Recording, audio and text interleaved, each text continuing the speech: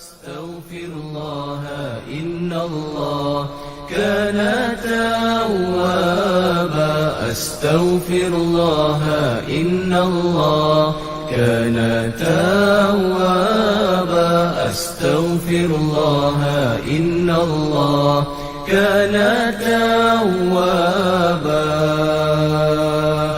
أستغفر الله إن الله كان توابا أستغفر الله إن الله كان توابا أستغفر الله إن الله كان توابا أستغفر الله إن الله كان توابا أستغفر الله إن الله كان توابا أستغفر الله إن الله كان توابا أستغفر الله إن الله كان توابا. Muqaddimah Suratul Qasas. Surah ini diturunkan di Mekah, mengandungi 88 ayat. Dinamakan Surah Al-Qasas, yang bermaksud berbagai kisah atau kisah-kisah. Kerana kisah-kisah yang telah dialami oleh Nabi Musa AS ada disebutkan pada ayat 25. Antara intisari kandungannya menerangkan kebenaran Al-Quran dan kandungannya yang jelas nyata.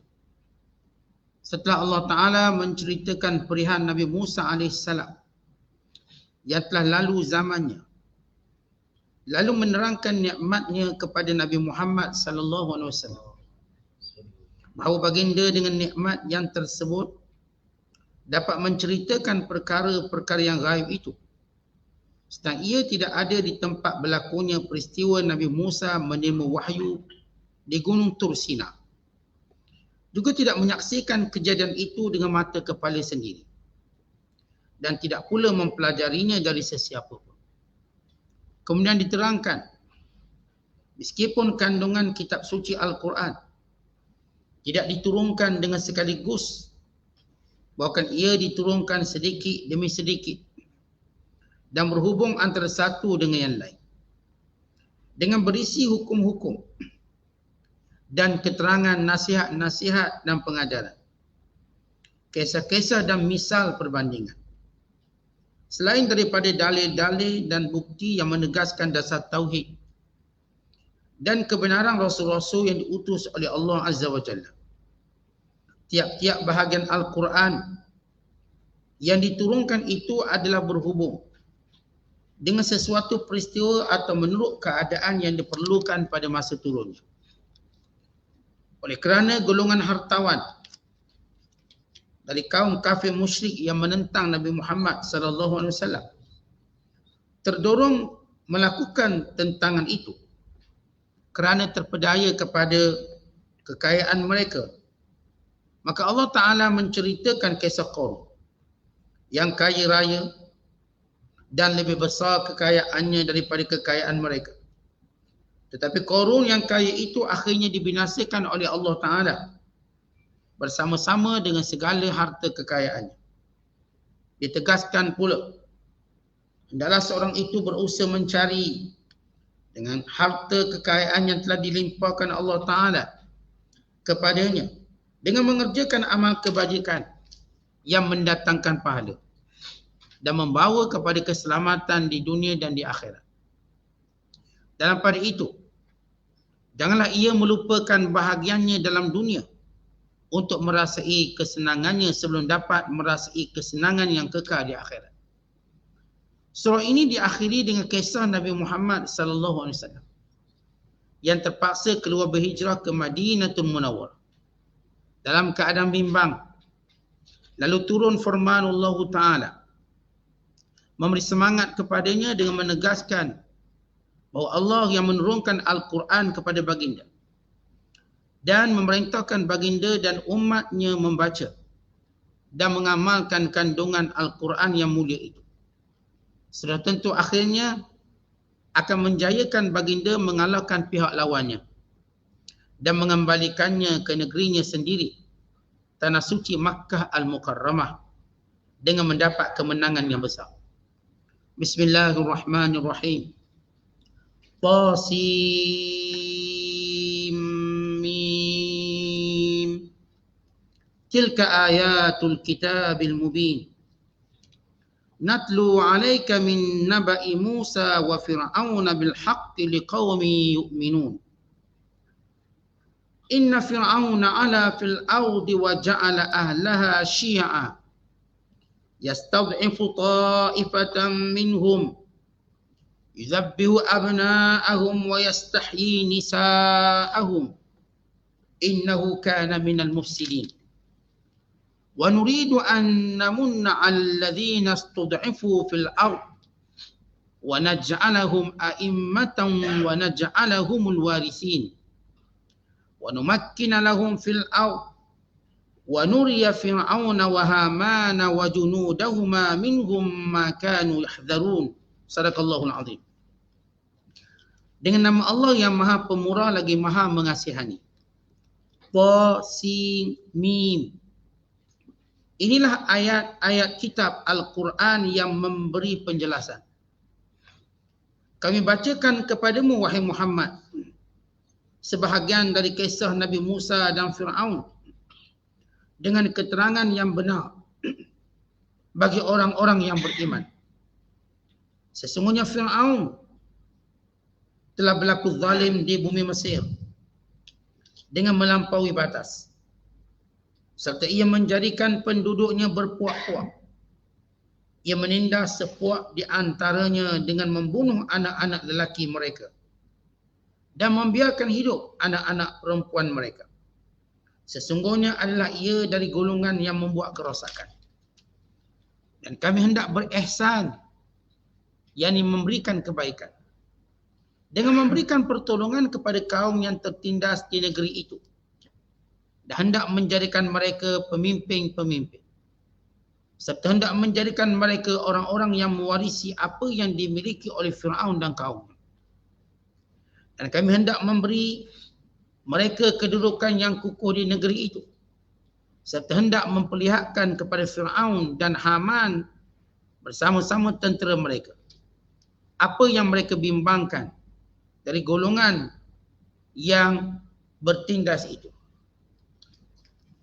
Kita berada pada penafsiran surah yang baru pada malam ini yang dikenali dengan nama surah Al-Qasas, atau kalau dibaca secara huruf, dibaca secara baris semuanya Al-Qasasu. Surah Al-Qasasu atau ringkasnya Al-Qasas itu surah yang ke-28 pada juzuk yang ke-20. Surah ini dikenali dengan surah Makkiyah, yakni surah yang diturunkan sebelum hijrah. Menurut para ulama tafsir, ia di antara surah yang terakhir yang diturunkan dalam proses Makkiyah, iaitu ia diturunkan selepas berlakunya hijrah ke Habasyah dan sebelum berlakunya peristiwa Isra Mi'raj dan kemudian hijrah Nabi SAW ke Yathrib yang ditukar namanya menjadi Madinah Al-Munawwarah. Antara surah yang terakhir dalam kalangan surah Makkiyah. Mengandungi 88 ayat. Dinamakan sebagai surah Al-Qasas kerana padanya kisah ajaib yang penuh dengan mukjizat, yang penuh dengan pertolongan Allah, yang penuh dengan keajaiban, yang berkait dengan kisah Musa AS bermula lahir baginda sehinggalah mendapat risalah, yakni kerasulan. Yang dalam ketika Musa AS berada di Mesir, berbagai kejadian yang Allah tunjukkan. Dan surah ini menunjukkan bagaimana Allah menunjukkan, memberikan segala kelembutan Allah kepada orang beriman. Dan surah ini Allah tunjuk mana-mana orang beriman, Allah akan perlakukan mereka dengan penuh kelembutan, dengan pertolongannya, dengan segala curahan keberkatannya, dengan segala perlindungannya. dan menceritakan bagaimana kesudahan akhir orang-orang kafir. Bagaimana mereka akan dibiarkan, bagaimana mereka akan melihat azab kekufuran mereka sendiri. Kemudian surah ini juga menceritakan kisah Qarun yang merupakan keluarga Nabi Allah Musa AS. Yang setengah ulama menyatakan ia adalah sepupu sebelah ibunya. Ada yang mengatakan ia sepupu sebelah ayahnya. Dan kebanyakan para mufassirin menyatakan bahawa Qarun ini ialah bapa saudara Nabi Allah Musa. Ini kebanyakan para mufassirin. Bagi melengkapkan kelompok pelampau dalam menentang Nabi Musa, seorang namanya Firaun yang melampau dengan kuasa. Seorangnya nama Qarun yang melampau dengan hartanya. Maknanya Firaun menggunakan segala kuasanya bagi menindas Bani Israel. Manakala Qarun menggunakan segala kekayaannya bagi menghina Nabi Musa dan orang beriman. Maka ia persis sebagai satu penjelasan amaran kepada musyrikin Mekah yang menggunakan segala kekayaan mereka bagi menindas Nabi Muhammad sallallahu alaihi wasallam dan orang beriman. Supaya musyrikin Mekah tahu kekayaan mereka tidak setara pun kekayaan Qarun. Qarun yang kaya pun dimusnahkan, dihancurkan. Ini kan pula kamu setakat kaya-kaya macam ni. Dan sebagai satu hiburan pada Nabi SAW. Kalau sekiranya kita bandingkan dua surah terkebelakang yang kita tafsirkan sebelum ini. Kita dah baca sebelum ini surah An-Naml, itu surah yang ke-27. Dan kita juga telah membaca surah Asy-Syu'ara, surah yang ke-26. Kalau kedua-dua surah ini dan surah yang kita bacakan pada malam ini ada persamaan. Persamaannya ketiga-tiga surah ini. Asy-Syu'ara, An-Naml dan Al-Qasas menceritakan kisah Nabi Musa AS. Tetapi dalam surah Asy-Syu'ara diceritakan ringkas. Demikian juga surah An-Naml, tetapi di dalam surah Al-Qasas diceritakan secara panjang lebar. Hampir keseluruhan surah Al-Qasas kisah Nabi Musa AS. Bermula daripada lahir Nabi Musa AS, bahkan petanda sebelum baginda lahir sehingga mendapat kerasulan, sehinggalah Firaun dibinasakan. Dan ada dua watak lain. Kalau dalam surah sebelum ini tidak disebut dua watak lain penentang tegar Nabi Musa. Satu watak bernama Haman dan satu watak lagi bernama Qarun. Kalau dalam surah An-Naml dan Asy-Syu'ara sebelum itu tidak disebut watak ini. Cuma disebut Firaun dan para menterinya. Kali ini disebut siapa yang ketua kepada para menterinya? Haman. Dan siapa yang mendukung secara harta dan kekayaannya? Qarun. Maka Firaun dengan kekuasaannya didukung oleh penasihat utamanya Haman dan juga sponsorship dia. Atau kita katakan kekayaan Qarun. Ya, Firaun dah kaya. Firaun dah ada sekian-sekian. Tetapi kebiasaan. Secara politik negara, mana-mana pemerintah, dia akan mencari orang-orang kaya bagi menyokong mereka. Baik pemerintah, baik parti, itu kebiasaan. Untuk menguatkan lagi cengkaman. Menguatkan lagi cengkaman. Sebab itu terlihat mana-mana pemerintah, mesti belakangnya orang kayanya. Sama ada orang kaya yang dia beri peluang jadi kaya untuk mendukung mereka secara langsung atau tidak langsung. Ataupun orang yang memang jadi kaya walaupun tak didukung, tapi mereka selalu menghimpit diri mereka pada pemerintah yang zalim untuk mengekalkan kekayaan mereka. Maka ini watak-watak penentang utama. Baik, itu disebut persamaan. Kedua-dua surah ini menceritakan kisah Nabi Allah Musa AS.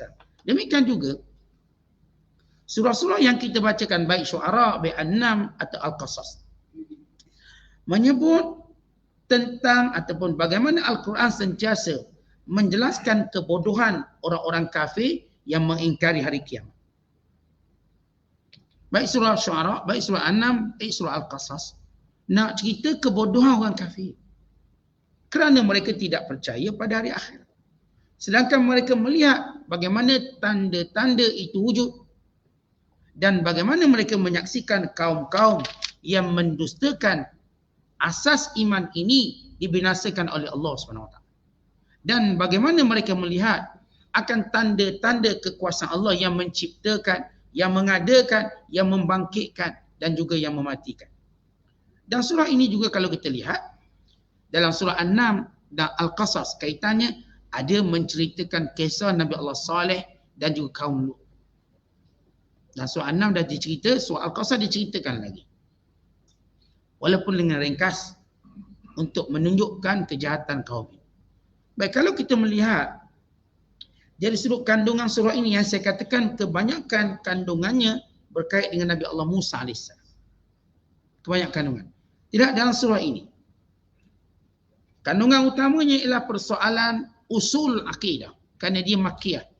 Persoalan-persoalan akidah. Berkait dengan keesaan Allah. Berkait dengan kerasulan Nabi Muhammad SAW. Berkait dengan kisah-kisah rasul-rasul yang dahulu telah diutuskan yang membawa nilai rukun akidah yang sama. Dan surah ini menceritakan dalil-dalil yang jelas nyata. Daripada segala ciptaan Allah berupa buminya, langitnya, segala susunan cakrawalanya bagi menunjukkan keesaan dan kekuasaan Allah. Dan surah ini juga menceritakan tentang kisah Musa yang bertentangan dengan Fir'aun sebagai satu gambaran kejahatan yang lawan dengan orang lemah.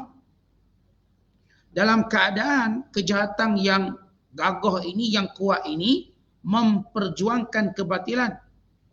Kebaikan yang didukung oleh orang lemah, yang tak ada kuasa, tak ada harta. Tapi dek kerana dia benar, maka Allah Ta'ala membantu. Dan menceritakan bagaimana kejahatan yang sombong ini, tentera-tenteranya ialah syaitan.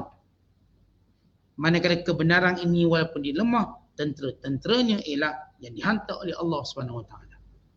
Bagi memenangkan as-sirat, apa disebut sebagai pertentangan, clash antara kedua golongan ini.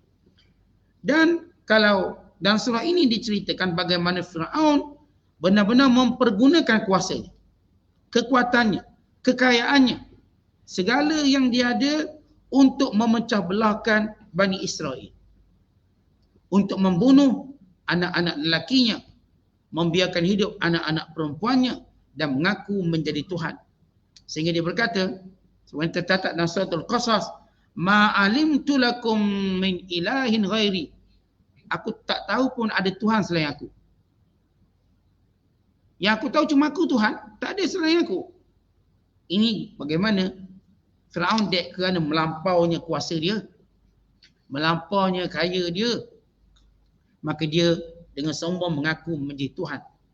Dan surah ini juga menceritakan bagaimana kisah Musa dihanyutkan ke dalam laut, yang berakhir di sungai Nil yang mengalir di pintu istana Fir'aun, yang diambil dan dikutip oleh isteri Fir'aun dan dikembalikan kepada ibunya.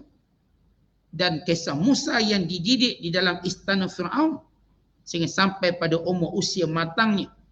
Sehingga ulama menyatakan usia matang itu ialah usianya 30 tahun. Maknanya 30 tahun duduk dalam istana Fir'aun tanpa disedari oleh Fir'aun, inilah yang akan menjatuhkan kerajaan. Sehingga berlaku kejadian Nabi Allah Musa membunuh seorang Qibti, bangsa Fir'aun, secara tidak sengaja. Dan surah ini menceritakan bagaimana Musa membawa diri menuju ke Madian dan berkahwin dengan anak perempuan Nabi Allah Shu'aib AS. Dan tinggal bersama dengan Nabi Shu'aib selama 10 tahun sebagai satu bentuk mas kahwin yang dibayarnya. Dan pulang ke Mesir. Dan Allah memanggilnya dan melantiknya Rasul di Gunung Turus Saina dan memberikan kepadanya mukjizat tongkat dan tangan dan menyampaikan risalah kepada Fir'aun dan menceritakan bagaimana penentangan Fir'aun dan kesombongannya. Maka surah ini juga memberi satu gambaran tabiat Fir'aun, bala tenteranya dan juga pengikut-pengikutnya menolak ajaran Nabi Musa, tabiat yang sama yang berlaku kepada orang Quraisy Mekah yang menolak kerasulan Nabi Muhammad SAW. Di sebalik segala keterangan dan bukti, di sebalik segala penjelasan dan penerangan. Mereka tidak mempunyai apa pun keuzuran untuk menolak kebenaran. Dengan kebenaran dan wahyu Al-Quran, bukan kisah dan cerita kaum-kaum yang dibinasakan, yang telah mereka ketahui tentang kaum tersebut, dan kisah golongan yang menyembah berhala dan bagaimana kesudahan azab mereka, dan tentang keesaan Allah Ta'ala yang tiada sekutu baginya, yang menciptakan, yang berkuasa menghidupkan orang-orang yang mati, mengembalikan ciptaannya sebagaimana tercipta sebelum ini, yang mengadakan, mencipta malam dan siang dan pertukaran antara keduanya. Dan dalam surah ini Allah Ta'ala memperlihatkan kebenaran Rasul-Rasul dalam menyampaikan risalah mereka. Yang sebahagian beriman, maka mereka mendapat pahala dan ganjaran, dan sebahagian engkar, mereka mendapat azab dan hukuman. Dan surah ini juga bawa kisah sebagaimana kisah Musa berlawan dengan Fir'aun. Demikian dalam kandungan surah ini Musa berlawan dengan Qarun. Kalau Qarun menggunakan hartanya untuk melawan Nabi Allah Musa, sebagian Fir'aun menggunakan segala kekuasaannya, maka kedua-dua ini berkesudahan dengan kesudahan yang dahsyat. Adapun Fir'aun ditenggelam dalam laut, adapun Qarun ditenggelam dalam bumi. Dua-dua ditenggelamkan oleh tentera-tentera Allah. Satu namanya Fir'aun ditenggelam dalam laut. Satu namanya Qarun ditenggelam dalam bumi. Cerita sama, tenggelam. Yang ini tenggelam dengan lautan, yang membunuh semuanya dan diselamatkan jasad Fir'aun. Sebagai pengajaran. Yang ini pula Qarun tidak meninggalkan kesan dan bekas. Terus ditenggelam sampai hari akhirat. Kalau kita tengok, apakah ujian yang dihadapi oleh Musa AS lebih berat daripada ujian yang dihadapi oleh Nabi Muhammad SAW? Mana lebih berat? Ujian yang Rasulullah lalui menghadapi musyrik Mekah dengan ujian yang dihadapi oleh Musa. Asalnya kedua-duanya berat. Kedua-dua mereka ulul azmi. Maksud ulul azmi, Rasul yang mendapat ujian yang berat dan punyai kesabaran yang tinggi. Dan ulul azmi ialah Nabi Allah Nuh AS, Nabi Allah Ibrahim, Nabi Allah Musa, Nabi Allah Isa, dan Nabi Muhammad sallallahu alaihi wa alaihim ajma'in. Mereka ini ulul azmi. Apa maksud ulul azmi dan definisi ulama? Mereka punya kesabaran yang tinggi dengan ujian yang berat. Baik, apakah yang dihadapi oleh Musa lebih berat daripada yang dihadapi oleh Nabi SAW? Mana lebih berat? Jawapan yang lebih berat ialah Nabi Muhammad SAW. Bagaimana berat? Musa ni dihadap Firaun, tentera besar. Firaun yang bunuh anak ni, yang sekian-sekian. Nabi Muhammad SAW tak ada pula musyrik yang bukan bunuh anak-anaknya. Bagaimana lebih besar? Musa AS dibangkitkan dalam keadaan ada penyokong yang ramai, Bani Israel. Sedangkan Nabi SAW dalam keadaan seorang diri. Rasulullah SAW seorang diri dapat kerasulan. Kemudian ajak Khadijah. Kemudian ajak anak angkatnya Zaid. Kemudian ajak Ali. Kemudian sahabat rapatnya Abu Bakar As-Siddiq. Bukan jumlah pada peringkat pertama, pada sesi pertama dakwah yang dikenali sebagai dakwah sembunyi 3 tahun pertama, jumlah pengikut cuma 30 orang. Lawang semua musyrik Mekah. Yang kedua, Nabi Allah Musa bersamanya Harun, juga seorang Nabi dan Rasul. Dikuatkan. Dan juga dikuatkan dengan Nabi Allah Syuaib. Ada 3 Nabi zaman. Sedangkan Nabi Muhammad SAW seorang-seorang. Nabi Musa AS dakwahnya walaupun juga disampaikan kepada Fir'aun, tetapi pengkhususannya cuma pada Bani Israel. Tetapi Nabi SAW pengkhususan dakwahnya pada semua manusia, bukan pada jin. Nabi Allah Musa, Allah terus beri dia kekuatan untuk lawan Fir'aun dengan tongkat dan juga dengan tangan dan mukjizat lain. Sehingga Fir'aun tak boleh angkat muka depan Musa. Dia baling tongkat, keluar ular besar. Fir'aun pun takut. Takut. Maka berlaku ribut taufan, berlaku segala malapetaka. Sehingga Firaun takut nak usik Musa. Jauh sekali untuk tangkap Musa AS. Kerana mereka tengok terang bagaimana mukjizat yang Allah berikan kepada Musa. Adapun Nabi SAW, kerana mukjizat Rasulullah bersifat Al-Quranul Karim, berlaku perdebatan, hujah. Dan kadang Rasulullah tak mampu tundukkan atau tidak tundukkan mereka dengan kekuatan, melainkan dengan hujah. Musa tundukkan Firaun dengan kekuatan yang Allah berikan mukjizat pada tongkat. Sehingga Firaun takut. Bukan datang semua bala-bala, Firaun takut. Mekah kekal jadi hebat, tak ada apa berlaku, lalu mereka makin rasa kuat. Maka Rasulullah menghadapi cabaran lebih berat. Dan dakwah tadi. Kalau Musa, Allah janjikan kepada mereka ini akan dimusnahkan semuanya. Akhirnya mati Firaun. Semua yang menentang Musa mati. Semua. Hatta di kalangan Bani Israel. Tetapi di kalangan penentang Nabi SAW, Allah janjikan keimanan. Tak ada musnah begitu. Keimanan. Maka usaha Nabi kena berganda-ganda untuk memastikan keimanan. Dan Rasul kena terus dakwah.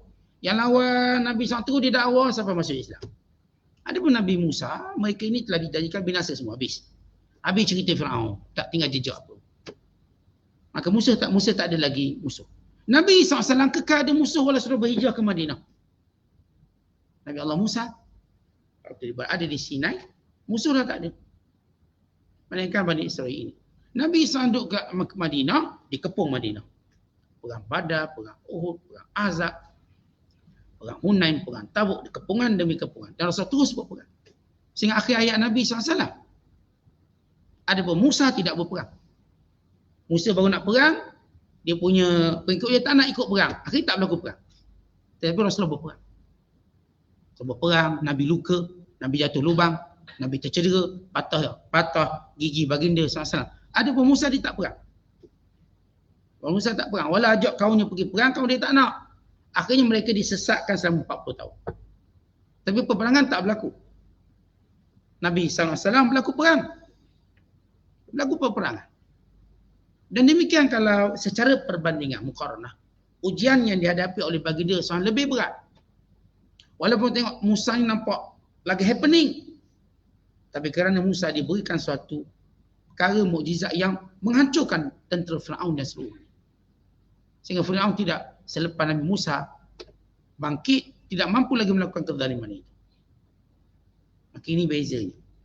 Kemudian, surah ini juga menjadi satu bukti yang kukuh tentang kerasulan Nabi Muhammad SAW. Kerana apa? Sebab Rasulullah boleh cerita tentang Nabi Musa. Walau Rasulullah tak hidup zaman Nabi Musa, tidak hidup waktu Nabi Musa dihanyutkan ke laut, Rasulullah tidak bersama ketika Nabi Musa berada di Turus Saina, mendapat wahyu, berlawang, tak ada. Maklumat itu tak diketahui. Sedangkan Rasulullah SAW tak pandai membaca, tak pandai menulis, tak pernah bergaul dengan orang tahu tentang kisah Musa. Tiba-tiba melalui wahyu yang Allah sampaikan, Rasulullah cerita dengan detail kisah Musa.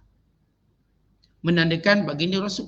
Walau antara jarak Rasulullah dengan Nabi Musa hampir 3,000 tahun. Nabi SAW dengan Nabi Isa 560 tahun. Nabi Isa dengan Nabi Musa hampir 2,000 tahun lebih. Jadi kalau kita sebut, kalkulit secara umum, hampir 3,000 tahun. Satu tempoh panjang. Antara Nabi SAW dengan Sulaiman hampir 1,000 tahun. Macam mana berita lama? Tentang kita minggu lepas dah tak ingat dah. Tak tahu dah cerita minggu lepas. Kita kan, yang jadi pemimpin kita hebat sebab dia tahu cerita yang kita tak tahu cerita. Sebab tu kita pun nak dengar ceramah pemimpin kita. Apa benda dia nak beritahu yang kita tak tahu. Maka kita dengarlah cerita tentang ekonomi naik ke turun. Dia cerita apa implikasi itu dan ini kita tahu. Kita bangun ya. Maka keistimewaan pada pemimpin tadi kerana dia tahu benda yang kita tak tahu. Dan dia dapat membaca sesuatu yang kita tak boleh baca. Sebab tu kita angkat dia pemimpin. Maka Rasulullah kenapa diangkat jadi Rasul? Kan dia tahu apa yang mereka tak tahu. Tentang kebenaran kisah-kisah Nabi yang terdahulu. Tentang kisah-kisah kebinasaan kaum terdahulu. Mereka tertanya-tanya bagaimana sebab apa Firaun mati. Sebagaimana kisah saintis daripada Perancis yang mengkaji mumia Firaun dan mencari punca kematian dia. Tak tahu apa sebab mati. Tahulah mati kemudian dimamuiakan. Sebab kematian. Maka cari dalam kitab Taurat, dalam Injil. Sehingga dia buka Quran. Dan menceritakan sebab kematian Firaun. Yang menyebabkan dia memeluk Islam. Sebagaimana kita ceritakan sebelum ini. Kita tahu ni ulah Madain Soleh. Apa cerita sampai dia musnah? Mana pergi penduduk dia? Allah Al-Quran cerita. Menunjukkan kebenaran Nabi SAW. Sebab Nabi tahu peristiwa yang lama. Ribuan tahun. Allah beritahu melalui Quran ini. Jadi surah cerita yang ada dalam surah Al-Qasas menandakan kenabian SAW.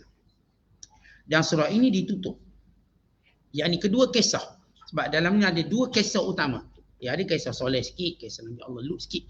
Tapi kisah utama Musa lawan Firaun dan serta Haman dan kisah Musa bersama dengan Qarun.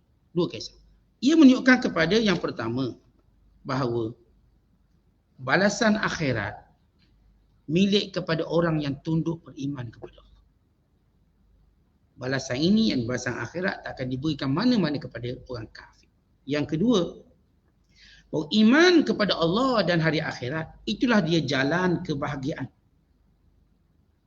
yang mewajibkan atau yang menyebabkan seorang digandakan segala kebaikan dan pahala.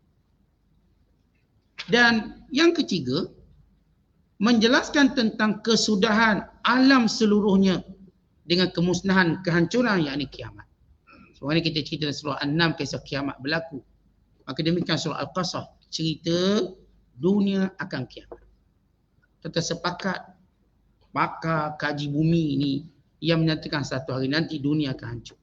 Tak kira teori apa, glasier yang dah cair, kepanasan dunia global, sekian-sekian. Tapi mereka bersepakat bahawa dunia akan hancur. Itu mereka duk cari planet mana nak duduk lepas ni. Kebodohan mereka. Al-Quran ketika mana menceritakan dunia hancur, bukan maksud manusia cari alternatif dunia lain. Buat spaceship, pergi planet tu, planet ni, bukan. Ia menandakan bahawa dunia ni sementara. Dan ada alam lain yang dinamakan akhirat yang menjadi pertanggungjawaban terhadap setiap amalan yang dilakukan. Apakah ketaatan atau kemaksiatan dan kemungkaran. Apakah syurga pahala, apakah pahala syurga atau dosa neraka. Apakah redha dan pengampunan, apakah pengampunan dosa dan redha Allah ataupun azab Allah serta kemurkaannya. Maka itu natijah dia. Ini kesimpulan daripada mazmum kandungan surah Al-Qasasu. Kita membaca Al-Qasas atau Al-Qasasu. Allah Ta'ala menyebut Ta, Si, Mim.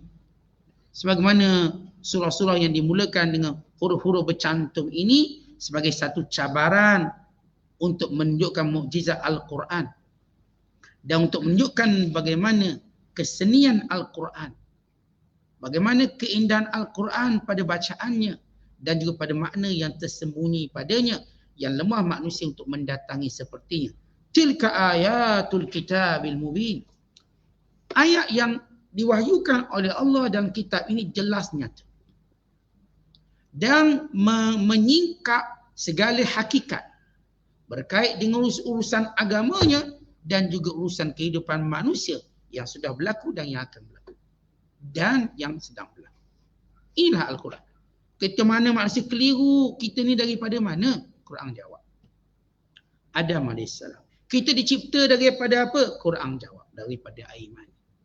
Kita ni bagaimana perkembangannya? Quran jawab. Macam mana penciptaan sekian-sekian langit, bumi? Quran jawab. Segala kekeliruan manusia yang manusia tak boleh kaji. Manusia tak mungkin tahu pun. Walau mereka cuba nak tahu. Maka Allah ceritakan. Ini jelasnya Al-Quran. Dalam menceritakan semua hakikat. Sebab itu kalau kita melazimi mentadabbur Al-Quran, dijawabkan pada kehidupan kita. Asal-usul kita, daripada syurga lagi sampai turun ke dunia. Sebab apa turun ke dunia? Kerana makhluk-makhluk yang kita tak dapat lihat dan dia ada. Yang bernama jin, syaitan dan iblis. Dan kejadian-kejadian alam yang Allah Ta'ala ciptakan untuk kemudahan manusia. Tujuan kenapa kita ada kat sini? Al-Quran menjawab, menjelaskan. Kalau manusia sampai kat tanya saya, sebab apa duduk kat dunia ni? Buat apa? Takkan makan minum je. Takkanlah saya buat tu, buat ni je. Untuk Allah beritahu matlamatnya kenapa. Dan sebagaimana Al-Quran menceritakan adanya keadilan akhirat. Kerana manusia di sini tak dapat keadilan sebenar. Tak akan dapat keadilan sebenar. Mereka satu tempoh yang singkat kemudian kembali ke zaliman. Supaya kita jangan harap sangat kat sini untuk dapat keadilan. Tak akan. Kerana sifat dunia macam tu. Nak harap hakim adil, hakim pun makan rasuah. Dia pun orang macam kita. Dan dia pun mungkin takut dengan ugutan-ugutan. Pernah diceritakan pada saya satu kisah. Ada seorang hamba Allah cerita ni. Dia kira orang besar lah. Orang besar. Angkat satu kes di mahkamah. Jelas orang ni bunuh orang. Bunuh orang. Ini bekas ketua polis cerita pada saya. Bunuh orang. Cek punya cek. Memang confirm dia bunuh. Dia pun dah ngaku. Dah masuk mahkamah. Hakim nak buang kes. Nak buang. Kenapa kata hakim saya ni lepas dah adili kes dia jadi tak sihat. Anak saya tak sihat. Saya pokok naik turun. Kena sihir. Hakim jadi takut. Tapi macam mana kebenaran? Kata hamba Allah ni tak boleh. Ini kan kes kena buat. Tak, saya dah tak boleh. Saya akan gugurkan kes. Sebab saya tak tahan dengan gangguan ni. Anak saya kena ganggu. Gangguan cara mistik ini. Saya pun kadang naik, kadang turun. Jadi macam busuk. Jadi takut. Tentang kalau dunia macam tu sifat. Keadilan apa kita harap? Kita harap kita ni dibela. Tiba yang tu berasuah sana, berasuah sini. Dah. Yang lain dibela. Akhirnya yang dibelanya orang kaya, bukan orang miskin. Yang dibelanya adalah kebatilan, bukannya kebenaran. Apa jadi pada kita? Itulah dunia. Sebab Al-Quran menjelaskan. Keadilan sebenar. Tanpa mengira siapa kamu ila akhirat. Supaya kita mengharap akhirat dan beriman dengannya. Adapun dunia supaya kita redha. Dan kejahatan dunia memang macam tu. Kita bersungguh-sungguh lantik pemimpin untuk jaga kebajikan kita. Tiba-tiba dia khianat. Kita suruh jaga kita, rupanya dia jaga dia. Kaya dia. Kaya dia. Senang dia. Kita susah sama. Kenapa? Itulah dunia. Yang kita takkan dapat hak kita sebenar di sini. Kerana kekeruhan yang banyak berlaku dalam dunia. Banyak keruh. Kerana itu Allah cerita akhirat tiada kekeruhan. Tiada kekeruhan, tiada campur tangan. Itu belum cerita ada seorang hakim yang Allah cerita. Ni dapat call. Awak kena buat begini. Dah dia pun takut pula. Dapat call. Yang call ni orang besar pada dia. Dah payah nak buat keputusan. Macam mana adil? Takkan. Itulah cerita dunia. Dan Al-Quran menjelaskan. Akhirat yang ditegakkan padanya keadilan, kesaksamaan. Supaya manusia mengetahui kita kecewa dengan hukum dunia, maka kita ada satu ketenangan akhirat kelak. Tak apa awak dizalimi di sini, awak akan dapat balik keadilan awak akhirat kelak. Untuk menggembirakan orang-orang yang dizalimi dan amaran kepada orang yang zalim. Kemudian kata Allah, natlu alaika min naba'i Musa wa Fir'aun bil haqq liqaumin yu'minun. Kami nak cerita kisah besar. Batan naba' ni kisah besar. Kisah happening. Ni kisah yang luar biasa, ini dipanggil naba'. Ini tak sebut khabar, naba'. Allah berfirman dalam surah yang lain, amma yatasaalun anin naba'il azim. Tentang apa yang mereka bertanya? Tentang berita besar. Naba'. Kita ada satu surah, juzuk yang ke-30 namanya Suratul An-Naba', iaitu berita besar. Maka kata Allah, kami akan bacakan padamu wahai Muhammad berita besar, kisah Musa dan Fir'aun dengan betul, bilhaq, dengan sebenar. Yang sebenar, versi sebenar. Bukan versi tambahan, bukan karut-marut yang ditambah, yang sebenar. Liqaumin yu'minun, bagi kaum yang beriman. Al-Quran ini sifatnya untuk semua manusia. Kenapa pada ayat ini Allah sebut pada kaum yang beriman? Kerana yang benar-benar dapat faedah dan faham Quran ini bila seorang itu beriman kepada Allah dengan sebenar, maka dia betul-betul faham. Contoh kita kalau mengajar subjek apa? Subjek ini untuk ajar semua, tapi yang faham segelintir. Yang mana yang faham? Siapa yang faham? Yang benar-benar memberi tumpuannya, yang benar-benar sekian-sekian, maka mereka ini faham. Maka Al-Quran Pengajaran dan iktibar hanya dipahami, diperolehi oleh orang-orang yang benar-benar beriman dan orang-orang yang mencari kebenaran. Maka mereka akan dapati bagaimana Al-Quran ini beri manfaat pada mereka. Inna fir'auna ala fil ard. Fir'aun sombong atas muka bumi. Allah menyebut tentang 5 sikap jahat Fir'aun. 5. Pertama kata Allah, inna fir'aun ala fil ard. Fir'aun ini sombong atas muka bumi ini. Kemudian wa ja'ala ahlaha syi'a. Dia menjadikan rakyatnya berpecah belah. Sebab dasar pecah belah. Bunuh yang ni, hidup yang ni, tindas yang ni. Itu yang dilakukan. Menjadikan pecah belah. Sifat pemimpin, kalau dah jadi pemimpin, kerjanya menyatukan rakyat. Itu namanya pemimpin. Kalau pemimpin dia yang hasut untuk pecah belah, maka ini bukan pemimpin. Pemimpin dia akan satukan. Firaun menjadikan rakyatnya Syiah, berpuak-puak. Puak-puak jadinya. Bani Israel itu pun ada puak-puak. Semua jadi berpuak, jadi gaduh. Dia punya rasis dan sebagainya.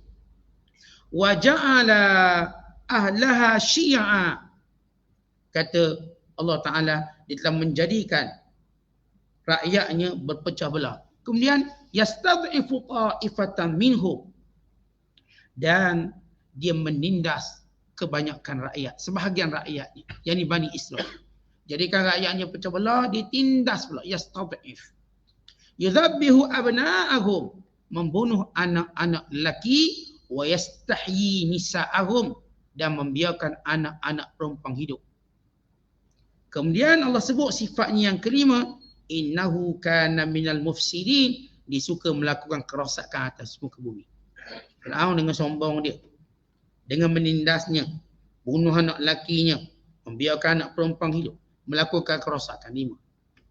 Maka menjadi satu sunnatullah. Bila kejahatan datang, maka Allah akan tahan kejahatan tadi dengan kebaikan. Kejahatan dan kebaikan satu peperangan yang tidak pernah berhenti. As-sira' bainal haqqi wal batil daimun. Pertentangan antara yang benar dengan yang salah akan terus berkekalan. Dia tak akan berhenti. Akan terus kebatilan cuba mempengaruhi kebaikan. Dan kebaikan Allah bentingi dia dengan rahmat dan pertolongan. Maka Allah Ta'ala menyebut. Walaupun zahirnya kita lihat bila kita ditimpa kezaliman, tak ada jalan keluar, malangnya kami, teruknya kami. Apalah lebih orang ni sampai Tuhan tolong dia mengatasi kami. Allah nak beritahu. Orang jahat perangai dia macam tu. Dia akan gunakan kaedah macam tu. Supaya kita tahu mana dia watak pemimpin jahat. Ini watak pemimpin jahat. Kerjanya akan menindas rakyat. Menjadikan rakyatnya berpecah belah. Dia akan buat kerosakan. Bagaimana Allah Ta'ala memberikan pertolongan kepada orang yang dizalimi, kalangan orang yang beriman. Kata Allah, wa nuridu an namunna 'alal ladzina istud'ifu fil ardh. Maka kami ingin memberikan kepada golongan yang ditindas itu dengan pelbagai nikmat di sisi kami. Wa naj'alahum a'immah, dan kami juga akan menjadikan sebab penindasan, kami akan jadikan mereka pula yang akan menjadi ketua. Contoh kita baca sejarah, setiap kaum yang ditindas, akhirnya ditindas itu akan memiliki tampuk kekuasaan. Dia akan dapat. Ini janji Allah. Naj'alahum a'immah. Kami akan lantik mereka menjadi ketua. Wa naj'alahumul warithin. Kami akan jadikan mereka lah yang memiliki segala kekayaan Fir'aun. Fir'aun ni, kemuncak dia mati. Maka dia tinggalkan apa? Segala kekayaannya. Siapa yang mewarisinya? Orang-orang yang ditindas. Mewarisinya. Maka ini nikmat Allah yang ketiga. Yang keempat, wa numakkina lahum fil ardh. Kami jadikan kekuasaan kepada mereka. Jadikan pemimpin satu pemimpin. Kemudian kami kekalkan kekuasaan mereka untuk satu tempoh yang panjang. Maka sesudah Fir'aun mati, maka Allah berikan kekuasaan kepada Bani Israel dalam satu tempoh yang panjang yang disaksikan siri-siri pemerintahan. Termasuklah Nabi Allah Daud, termasuklah Nabi Allah Sulaiman. Ini pemerintahan Bani Israel. Allah jadikan mereka terus berkuasa penuh taat mereka pada Allah dan beriman. Kemudian Allah sebut nikmat yang kelima, wa nuriya fir'auna wa hamana wa junudahuma minhum ma kanu yahdharun. Dan orang ni kalau buat zalim, buat jahat, ada sebab dia buat jahat dan zalim. Sebab apa? Dia ada bimbang sesuatu. Bimbang apa? Bimbang hilang kuasa dia. Bimbang itu. Maka kerana itu dia tindak supaya orang ni jangan ambil kuasa dia. Maka apa yang dibimbangkan itu berlaku. Kata kita, kalau orang tu dia zalimkan ke orang, apa faktor dan sebab? Kenapa dia kutuk orang ni gini? Sebab dia takut orang tu ambil kuasa dia. Sebab dia takut dia hilang kuasa. Maka dia akan gunakan segala kuasanya untuk kutuk orang ni, tindas orang ni, penjarakan setiap penentangan. Maka kata Allah, yang kamu takutkan itu wahai Firaun, wahai Haman, maka ia benar-benar berlaku. Siapa yang dalam dirinya ada satu ketakutan, lalu bagi menyelamatkan ketakutannya, maka dia melakukan perkara yang Allah larang, maka ia tetap akan berlaku macam dia takut. Contoh, seorang takut duitnya akan habis. Takut duit hilang. Macam nak suruh duit banyak, dia pun rasuah lah, itulah. Takut. Ni ikut gaji ni tak banyak, kan cukup ni. Ni, kalau setakat gaji ni, bukan boleh buat apa, tak lepas anak sekolah. Nak ajak bini gilang kahwin pun tak lepas. Duit sikit. Takutlah nanti dengan sebab duit, berlaku benda tu, berlaku benda ni. Kita nak duit banyak. Cara apa? Cara haram. Rasuah, nipu, bla bla bla bla. Apa yang ditakutkan berlaku kerana tak ada duit tadi, lalu dia pun cari cara yang haram untuk banyakkan duit, akhirnya ditakut tu berlaku pada dia. Dia takut ni, dengar ni bini dia nak tinggal dia takut. Takut bini nak tinggal dia. Apa nak buat? Okey, kita bomoh lah bini, bomoh. Panggil lah bomoh Bandungnya, Bali ni. Panggil semua. Buat ni. Biar bini kita tak lari ni, takut sangat. Tapi kita guna cara haram. Maka apa yang kita takutkan tu berlaku. Kita takut tak berjaya ni, takut tak berjaya lalu tak dapat pangkat jawatan. Lalu kita pun meniru orang biar berjaya. Menipu biar berjaya. Menipu CJ-nya, menipu sekian. Apa yang kita takutkan itu tetap berlaku. Siapa pun yang takutkan sesuatu berlaku pada dirinya, lalu dia melakukan pada benda yang haram untuk mengatasi ketakutannya, menghilangkan ketakutannya, melainkan apa yang ditakutkan itu berlaku pada dirinya. Ini dia takut ni, suami dia dengar suami nak kahwin lain, takut. Maka dia pun buat fitnah macam-macam. Biar suami dia tak dapat fitnah, bohong, macam-macam dia buat benda yang haram. Akhirnya apa yang dia takut berlaku semua. Jadi, sebab apa? Sebab dia guna cara haram. Kalau dia guna cara halal, maka Allah akan amankan ketakutan. Macam mana dia guna cara halal? Doa lah pada Allah. Doa pada Allah. Kemudian kalau berlaku juga, redha lah. Ini cara yang Allah ajar.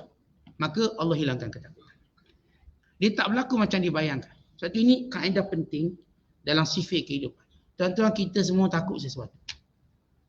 Saya takut kalau pengaruh saya dah tak ada contoh. Saya pun burukkan ustaz tu, ustaz ni. Biar orang tak pergi kuliah ustaz tu, dia datang kuliah saya je. Maka saya mula burukkan dia. Contoh, maka apa yang saya takutkan berlaku. Betul, tak ada. Jangan kita menghilangkan ketakutan kita dengan benda haram. Hilangkan ketakutan kita dengan berserah pada Allah.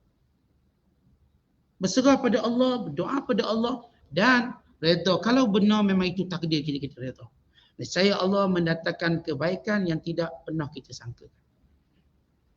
Kita takut anak kita gagal. Maka anak kita pun tak pergi ngaji Quran. Sebab apa? Tuition penting, tuition. Quran jangan. Belajar agama jangan. Akademik penting ni. Misalnya, akhirnya kita bimbang tu berlaku semua. Patutnya tak perlulah ya. Masa dia mengaji, ngajilah. Masa dia patut pergi solat Jumaat, pergi solat Jumaat. Jangan sebab kerana nak suruh anak cemerlang sangat sampai ni. Ruang anak belajar agama dinafikan. Bimbang. Akhirnya apa dia takut berlaku. Kita bimbang anak kita lambat jodoh. Lambat. Anak pula berkurang dari rumah pakai tudung lituk. Lambat ni. Buka tudung. Ayah nak pamer kat museum ni. Biar cepat sikit dapat jodoh. Ni buat rambut biar colour-colour sikit. Kalau boleh biar colour pelangi. Ni pakailah biar ketat seksi. Biar orang tengok semua juling mata. Biar cepat dapat jodoh. Yang kita takutkan akhirnya berlaku. Sebab itu jangan sekali-kali merawat ketakutan dengan apa yang Allah larang. Jangan. Baik cakap bohong, baik fitnah, kita meniaga. Takut tak laku. Kita pun menipu sana, menipu sini. Biar laku. Akhir tak laku. Akhir tak laku. Memang orang tak akan mengakui kepakaran kita. Bidang kita. Lalu kita pun menipu tentang kepakaran kita. Supaya orang ambil. Akhirnya orang tak ambil. Jangan sesekali. Belajar daripada kisah Al-Quran tadi. Ketakutan Fir'aun dan Haman. Takut kuasanya hilang. Maka dia menindas Bani Israel. Membunuh anak lelakinya. Membiarkan hidup anak perempuannya. Menjadikan rakyatnya berpecah belah. Menindas dan juga melakukan kezaliman. Akhirnya apa yang ditakutkan itu berlaku. Ini jawapan kepada dalam kehidupan kita. Tentang saya katakan tadi, memanglah kita banyak benda dalam hidup ni, takut tu, takut ni banyak. Punya takut. Tapi atasi ketakutan tadi dengan cara betul. Dengan cara yang baik, insya-Allah Ta'ala Allah amankan kita.